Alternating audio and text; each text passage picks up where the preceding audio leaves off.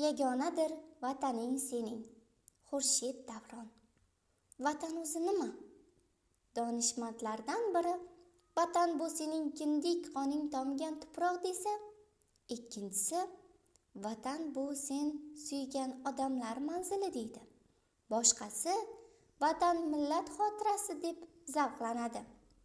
Biz vatan kalimasiga ne so'zlarni qo'shib, aziz qadriyatlarga nom topamiz.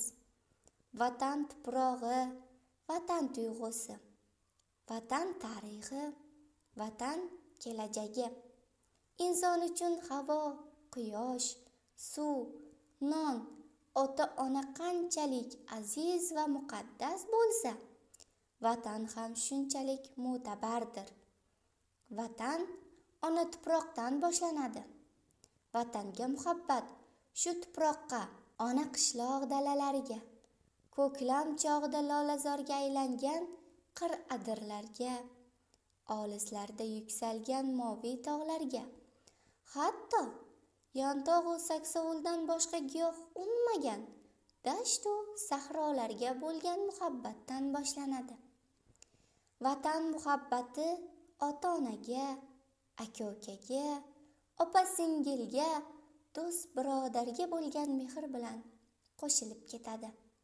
Nafaqat inson, hatto qushlar ham o'z yurtini sog'inadi.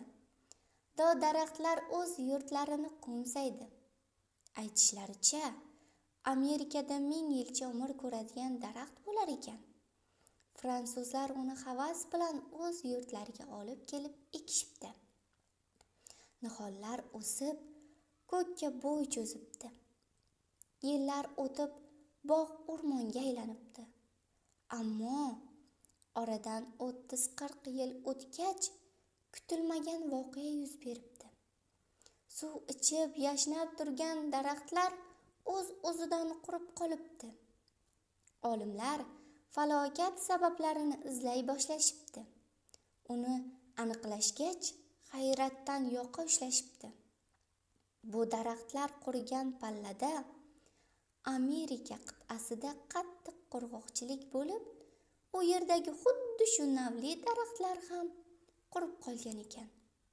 Shunda olimlar bir-biridan ancha olisda bo'lgan daraxtlarni birlashtiruvchi qandaydir kuch, qandaydir sir bor ekan degan xulosaga kelishibdi.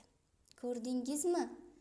Aqlimiz anglashga ojiz bu sirli aloqa vatan tuyg'usi bilangina izohlanishi mumkin.